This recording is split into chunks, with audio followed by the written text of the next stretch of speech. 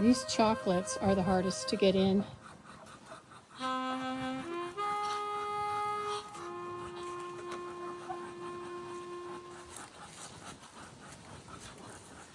And Wobble is being a bit of a brat today.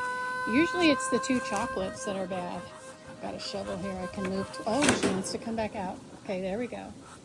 There we go.